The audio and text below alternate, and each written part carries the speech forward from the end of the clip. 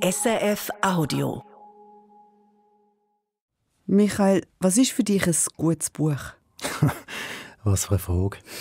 Es muss mich irgendwie berühren, es muss mich aber auch irgendwie weiterbringen, beziehungsweise ich muss etwas erfahren daraus, was ich noch nicht gewusst habe.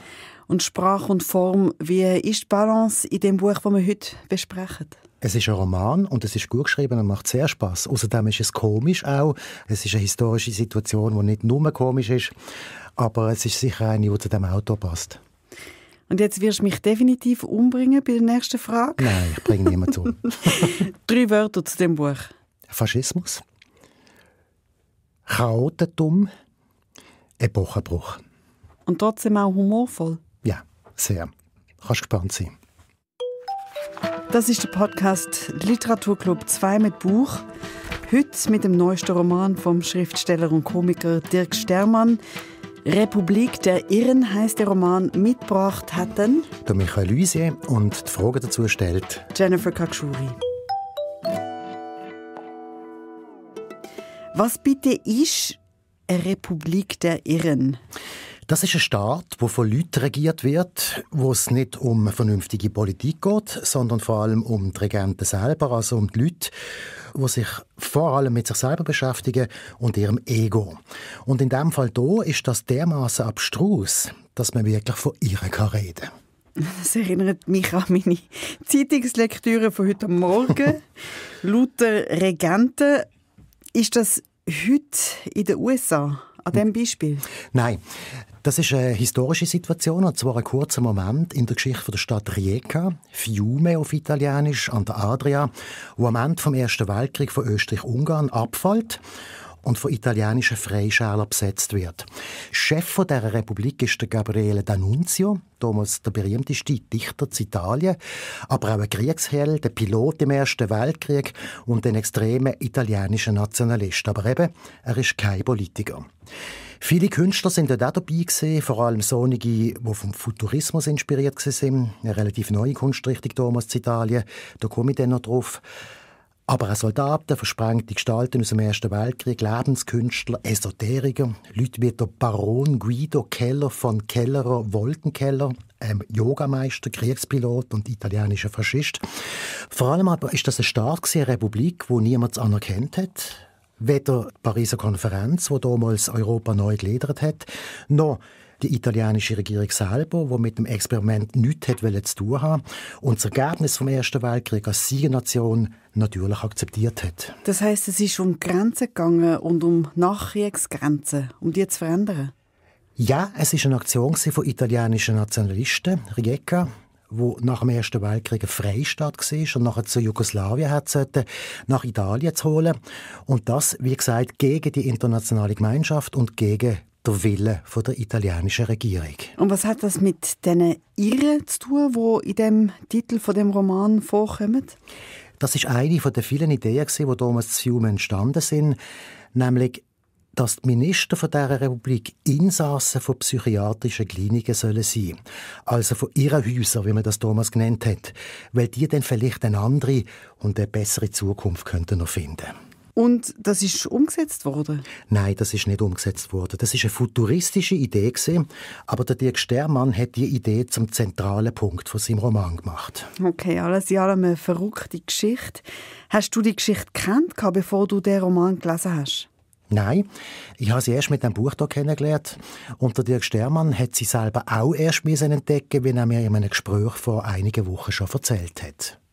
Es begann so, wie es oft so ist, dass mein Lektor mir ein Foto geschickt hat. Das war zuerst mal ein Foto von den sehr bizarren Schuhen von D'Annunzio. Die hat er anfertigen lassen, englisches Leder und drauf appliziert ein männliches Glied mit einem Hodensack auf jedem Schuh. Das war also aus dem Nichts heraus, hat er mir dieses Foto geschickt. Das hat mich sehr gewundert. Dann hat er mir als nächstes geschickt ein Foto von dem Nachtkleid von D'Annunzio, das wie ein weißes Kleid aussieht und in der Mitte aber, da wo das Gemächt ist, eine Öffnung hatte, ein Loch. Da habe ich mich auch gewundert, warum schickt er mir das jetzt? Und dann hat er mir als nächstes geschickt ein Foto von Baron Guido Keller von Kellerer-Wolkenkeller. Und dann habe ich mir gedacht, das ist ein Fantasiename, und dann habe ich den gegoogelt. Und so bin ich dann langsam auf die Geschichte von Fiume gekommen, weil beide sehr wichtige Figuren dort waren. Interessante Schuhe. Ja. Ich weiss nicht, wie ich reagieren würde, wenn du solche anhättest. Naja, ich wäre eher kommt aber wirklich vor dann im Roman und das ganze Nachthemdli-Zeug auch. Aber dann hat das ihn dazu gebracht, ein Buch über das Fiume zu schreiben. Naja, ob es jetzt wirklich das war, kann ich nicht wirklich sagen, aber auf jeden Fall habe ich gefragt, warum er denn ein Buch aus dem Stoff gemacht hat. Weil das Einlesen in die Geschichte so verrückt war und die Figuren so bizarr und außergewöhnlich waren. Und ich mich dann eingelesen habe in den Futurismus, wo ich auch wenig Ahnung hatte. Und je mehr ich las über den Futurismus, kam ich auf immer merkwürdigere Dinge. Und in meinem Kopf entstanden Bilder die ganze Zeit. Und das Ganze war eingebettet, während ich das alles so las und mir so Gedanken machte und Bilder entstanden, während in der Welt um mich herum, um uns alle herum, immer mehr Verrückte in Regierungsämter kamen und die Welt immer verrückter schien, sodass ich dachte, das ist ein guter Moment, um diese tatsächlich gemachte Republik der Irren zu beschreiben. Also eigentlich müssen wir mal auf die Schule schauen von den heutigen Regenten und das dann psychoanalytisch deuten lassen. Aber da haben wir jetzt also den Aktualitätsbezug. Genau. Und da ist zuerst mal ohne Absicht dazugekommen. Ja, das war auch interessant beim Schreiben. Hat mir dann irgendwann der Lektor mich gefragt, ist das ein Zitat aus der Zeit oder ist es ein Zitat von Trump? Oder ist es ein Zitat von Putin? Tatsächlich ist es ja so, dass diese Figuren, die Menschenmengen manipulieren oder Völker manipulieren oder Städte manipulieren, die haben ja alle eine relativ ähnliche Art zu sprechen. Eine, die halt versucht, die Menschen emotional mitzunehmen und das Rationale so ein bisschen auszuschalten. Und genauso war das dann eben auch in Fiume. Und das war aber auch das Spannende. Ich habe dann manchmal so gedacht, also für mich war das immer offensichtlich, dass es sehr viele Bezüge zu heute gibt. Und dann habe ich immer mal nach Hamburg gefragt, den Verlag, findest du, ich soll das noch stärker machen? Dann haben die immer gesagt, nein, jeder Dumme erkennt diese Verbindung zur heutigen Zeit. Darum war mir das auch wichtig, dass das jetzt möglichst schnell erschienen ist, weil unsere Welt in eine Richtung sich entwickelt, die ein bisschen unheimlich ist. Und da ist es ganz gut, mal so eine unheimliche, kleine, partielle, verrückte Republik zu schildern.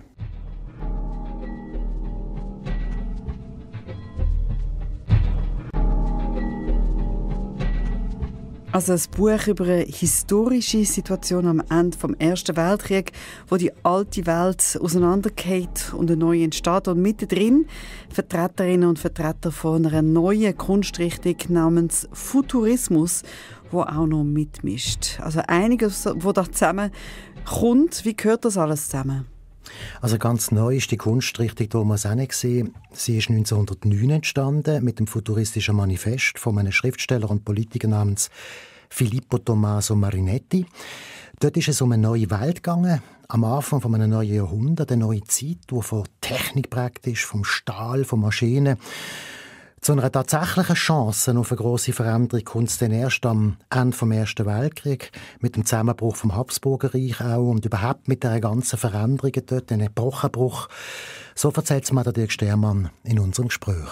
Als der Erste Weltkrieg aus war, der war ja für viele sehr einschneidend. Es gab viele Kunstrichtungen, Kulturrichtungen, die dann gesagt haben, okay, man kann gar nicht mehr Kunst machen wie bisher, man muss alles zerstören. Alles ist Kunst. Dada entstand ja in der Zeit auch.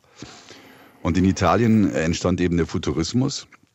Und der Futurismus, das war so eine Idee, wow, der Krieg war toll. Die ganzen Maschinen, die Panzer, die Granaten, der Lärm, das Schreien, das Blut, alles sehr männlich und toll.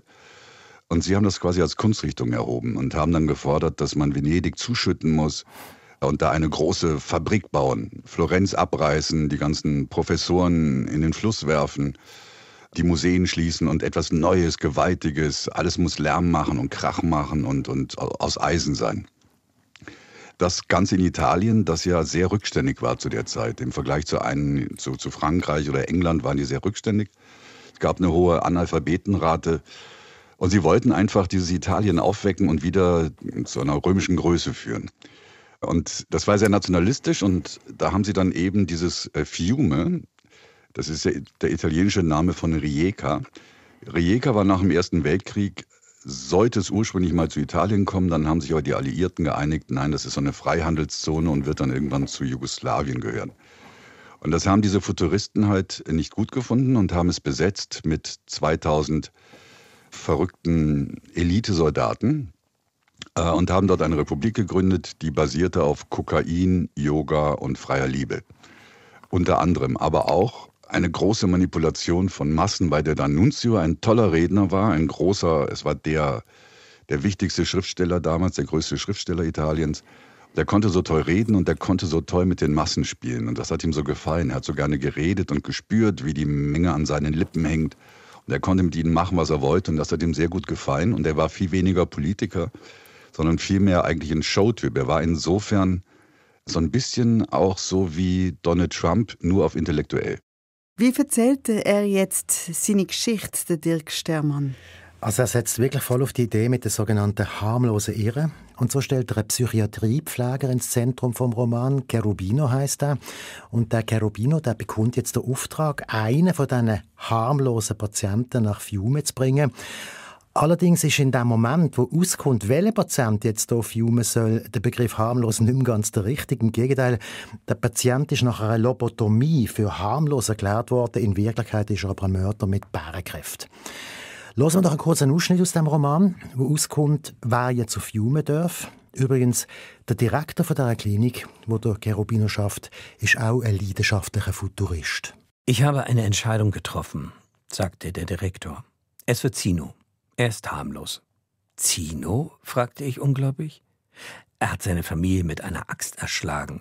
Ja, aber das war noch vor der Lobotomie, nicht? Jetzt ist er doch ein ganz anderer geworden. Er ist niemand geworden. Es ist, als würde man mit einer ausgestopften Puppe sprechen, die Muskeln hat, aber keine Seele. Zino ist wie eine Maschine. Die Augen des Direktors leuchteten auf. Eine Maschine, eine italienische Maschine. Mit seiner Kraft drängen wir in ein neues Zeitalter. Wir leben in einem technischen Jahrhundert und sind alle Maschinisten. Ich soll ihn nach Fiume bringen? Wir können ihn ja nicht einfach entlassen und allein dahin schicken. Ich meine, er ist schließlich verrückt. Das geht nicht. Du wirst ihn begleiten. Es ist wie eine Exkursion, Cherubino. Wir lassen einen Irren an die Luft, lassen ihn von der Leine. Aber du hast die Leine dabei für den Fall der Fälle. Eine Spritze? Er nickte und erhob sein Glas. Forza Italia! Und dann geht der Cherubino mit dem Zino auf Fiume. Genau. Ganz allein mit einem Mörder. Nein, sie gehen zu zweit. Es hat in der Klinik eine Nonne, die hat er dort kennengelernt, die auch dort arbeitet. Die Letizia, eine hübsche junge Frau. Und wo der Cherubino dann dort anfängt zu arbeiten, verlieben sie sich ineinander und ab dem Moment ist Letizia dann auch keine Nonne mehr.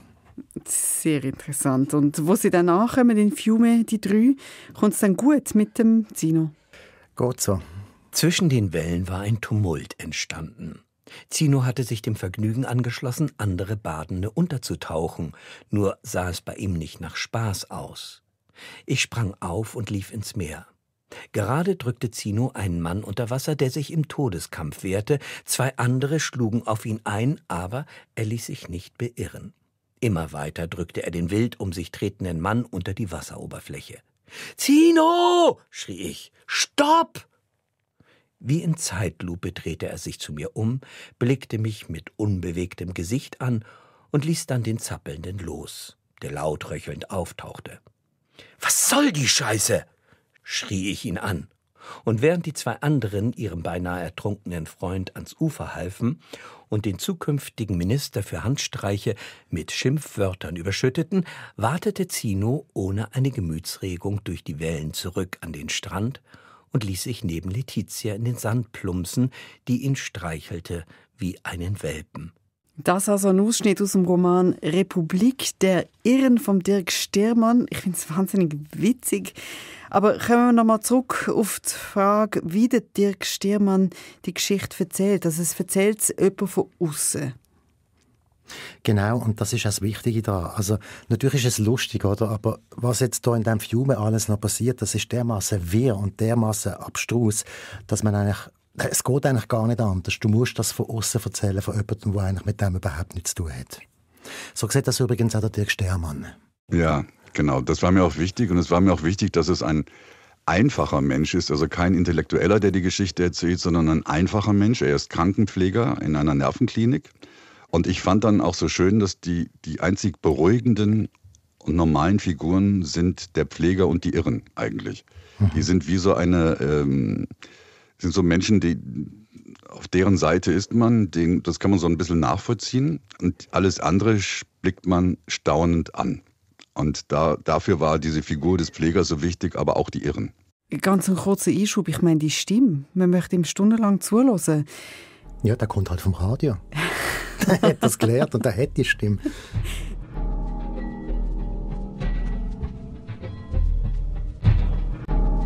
Zurück zum Buch, nach Fiume und schauen, was dort so los ist. Wir ließen uns von der Menge mitreißen und folgten der Musik auf den Korso zur Piazza Dante. Wenn die Kapelle erschöpft und außer Atem war, sprangen andere Musiker ein. Die Menge sang, jubelte und stampfte mit den Füßen. Fiume flirrte und vibrierte, wippte und bebte. In der Klinik hätten wir jeden einzelnen von ihnen in enge Tücher gewickelt. Hier wäre das zwecklos gewesen. Schließlich kamen wir vor dem Gouverneurspalast an. Und die Menge brüllte so lange, bis sich die Balkontür öffnete und D'Annunzio erschien. Der Jubel hätte nicht gewaltiger sein können, wenn Jesus Christus vor die Menge getreten wäre. Blumen wurden geworfen, aber der Balkon war zu hoch, als dass sie den Kommandante erreicht hätten. Sie türmten sich auf dem staubigen Trottoir. »Ich gehorche nicht«, schrie die Menge immer wieder, bis D'Annunzio mit einer Armbewegung alle verstummen ließ. »Und ich wage, plane aber nicht«, rief er. Alle klatschten begeistert, als hätte er eine Pointe gemacht. Offensichtlich waren das einstudierte Momente. Nachdem er die ersten Worte gesprochen hatte, steigerte sich die Erregung an die Grenze der Hysterie. Als Pfleger kannte ich mich aus mit Hysterie. Diese Fälle waren eindeutig. Frauen öffneten ihre Blusen, Männer blickten mit entrückten Blicken empor, zückten Messer und streckten sie D'Annunzio entgegen. Schossen in die Luft, hoben sich gegenseitig auf die Schultern, um besser sehen zu können und ihrem Idol näher zu sein. D'Annunzio streckte seinen rechten Arm in die Höhe, schlagartig wurde es ruhig. Mehrere tausend Menschen mochten es sein, und dennoch war es so still, dass man die Schwingen einer Möwe hören konnte. Das ist also ein weiterer Ausschnitt aus dem Roman »Die Republik der Irren«. Und da sind wir jetzt bei einer anderen Hauptperson, beim Gabriele D'Annunzio. Für was steht der genau? Also ich muss sagen, ich bin jetzt kein grosser Kenner von Gabriele D'Annunzio und auch kein grosser Kenner von seiner Literatur. Aber das macht nichts, denn ich habe für das einen Spezialist können holen und mit ihm reden. Da hören wir gerade.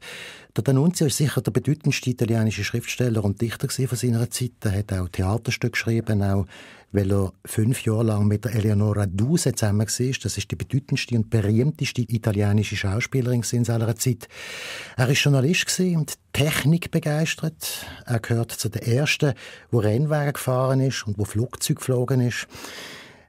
Er ist mit einem Flugzeug auch über Wien geflogen, während dem Ersten Weltkrieg, also über die Hauptstadt von Finnland, und hat dort italienische Flugblätter abgeworfen. Das kommt auch vor in diesem Roman. Aber wie gesagt, wenn man weh und wirklich Kaltvolles über ihn will wissen, dann muss man einen Fachmann fragen. Und das habe ich auch gemacht, und zwar der Romanist und Essayist Kersten Knipp, der 2019 ein Buch über die Geschichte in Fiume geschrieben hat, «Die Kommune der Faschisten». Und ihn habe ich natürlich auch gefragt, was denn der Gabriele D'Annunzio für einer war. Man kann sagen, dass Gabriele D'Annunzio ein Selbstdarsteller allererster Güte war, von Anfang an. Bereits im 19. Jahrhundert, er ist ja in den 1850ern geboren, hatte er es vermocht, durch allerlei literarische Tricks, beispielsweise durch die Kopie von Gedichten anderer, auf sich aufmerksam zu machen. Er hat ein paar Mythen gestreut, damals bereits in relativ jungen Jahren, dass er auf einem Schiff auf der Adria geboren sei. Das stimmt nicht. Er ist zu Land geboren, aber so eine Geburt auf dem Wasser macht sich eben ganz gut. Sie regt die literarischen oder auch die maritimen Fantasien an.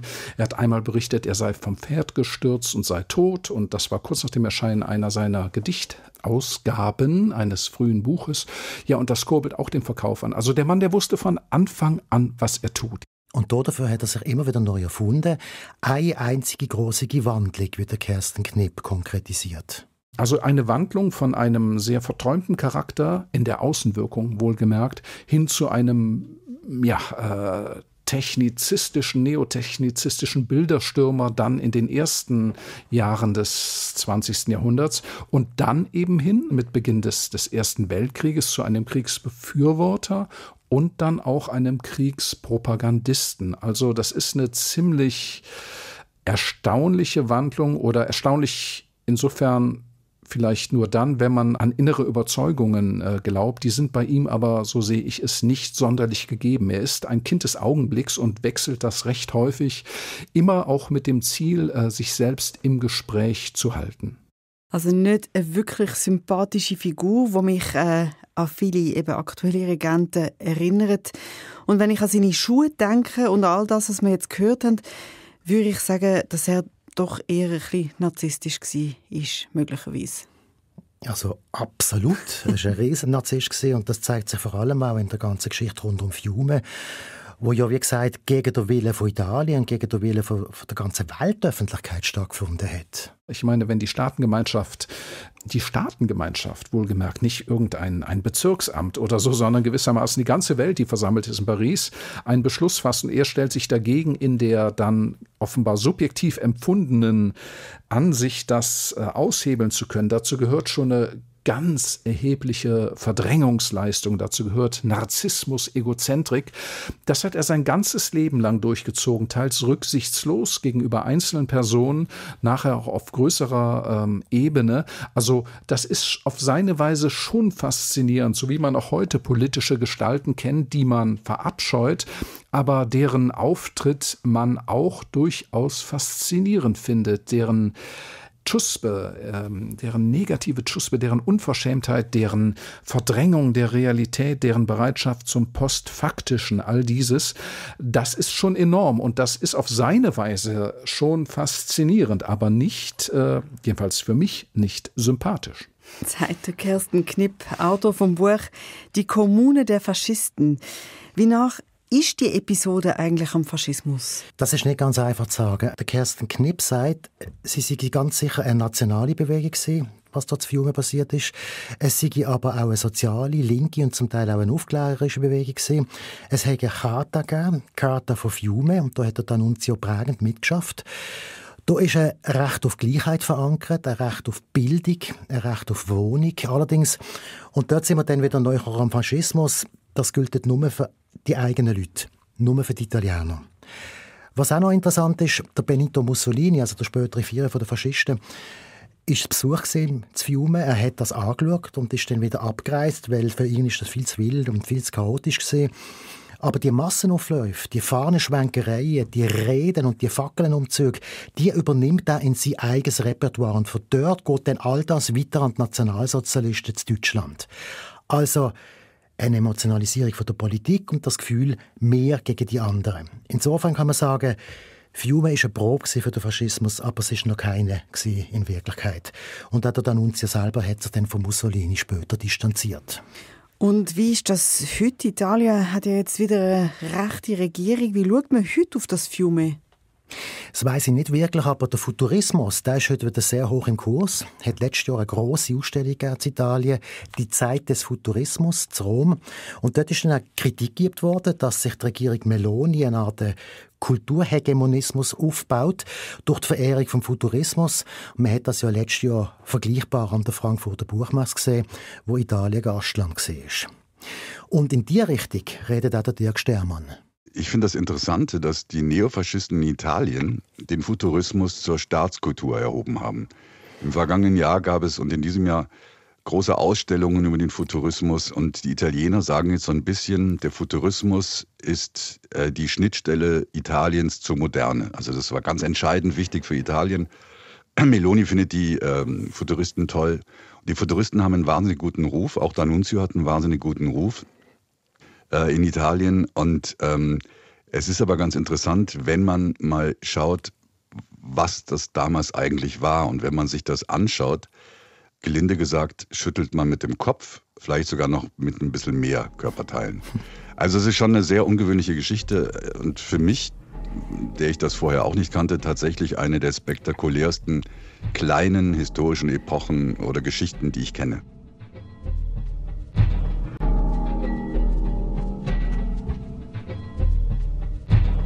Man lässt ihm sehr gern zu, aber reden wir auch noch über die Art und Weise, wie jetzt der Roman geschrieben ist vom Dirk Stermann. Was fällt dir da auf? Du kennst ja eigentlich alle Bücher, die der Dirk Stermann geschrieben hat. Also mir fällt zuerst mal auf, das, was dir auch auffällt. Es hat sehr viel Humor. Und das spielt beim Dirk Stermann natürlich immer eine grosse Rolle. Er ist ja Kabarettist, ein Fernsehkomiker, macht seit über 17 Jahren zusammen mit dem Christoph Grissemann die Sendung «Willkommen Österreich» auf dem ORF. Und er sucht auch in diesem Roman natürlich immer wieder den Witz, auch in der Tragik. Und wir sind ja in einer ganz schlimmen Zeit nach dem Ersten Weltkrieg. Und da lässt sich ein Haufen Galgenhumor aufbauen. Aber für mich ist das nicht das Wesentliche, weil der Roman ist kein explizit komischer Roman, die gibt es auch.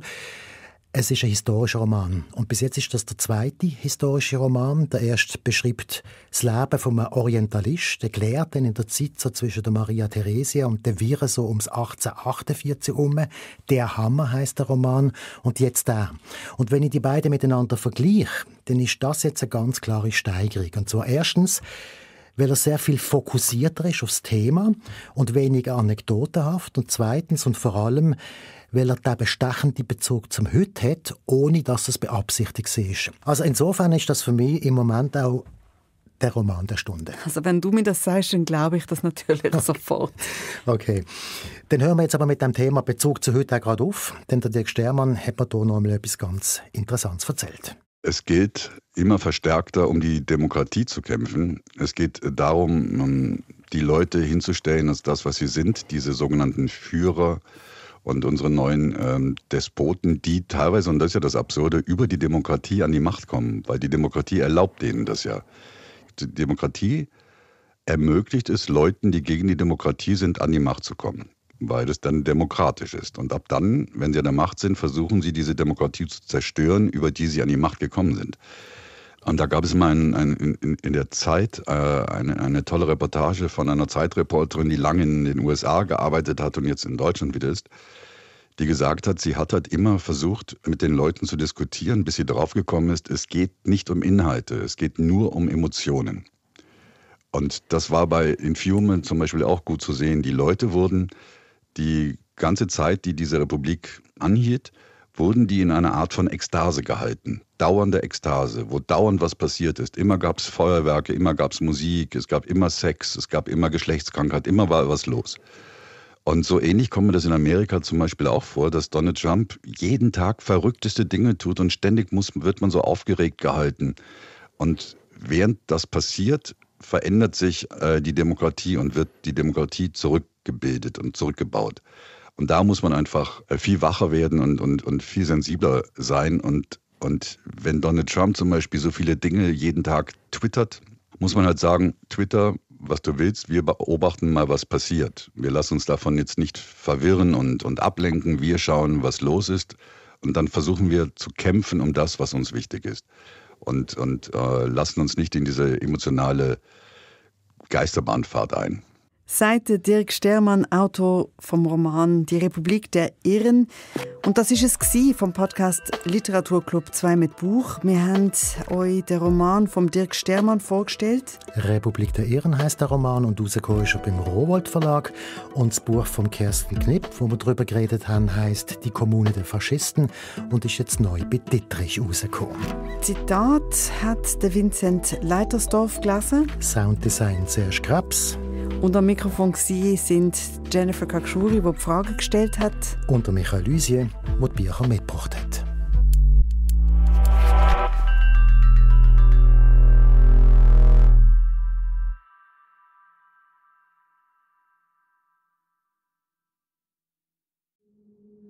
Das war ein Podcast von SRF. Produziert im Auftrag der SRG.